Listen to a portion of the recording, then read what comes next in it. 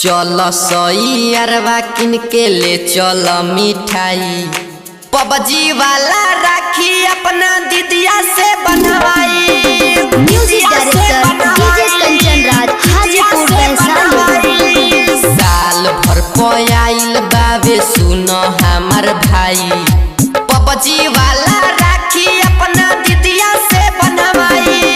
दीदिया से बनवाई, दीदिया से बनवाई।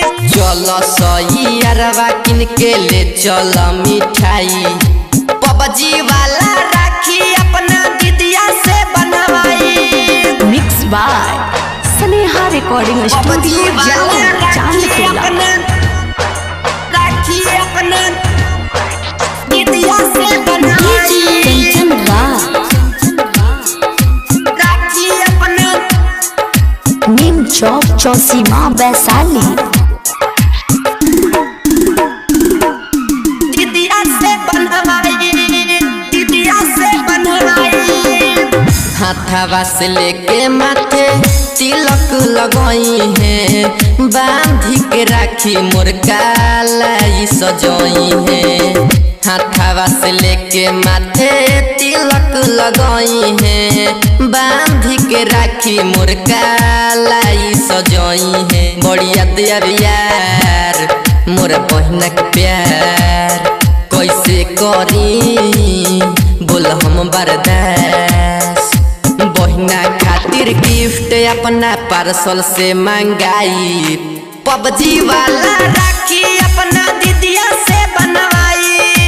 चल सई अरवा किन के ले चल मिठाई पबजी वाला राखी अपना दीदिया से बनवाई। Mix by Sneha recording PUBG studio वाला राखी चांदटोला। अपना राखी अपना दीदिया से बनवाई। डीजे कंचन राज राखी अपना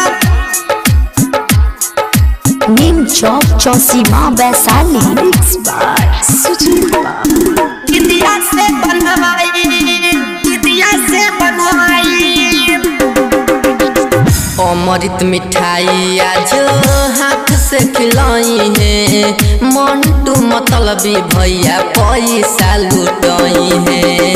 अमृत मिठाई आज हाथ से खिलाई है मंटू मतलबी भैया पैसा लुटाई है। बिटू लखन के बट दीदिया प्यार कहे भैया सुजीत जिया लाखों हजार।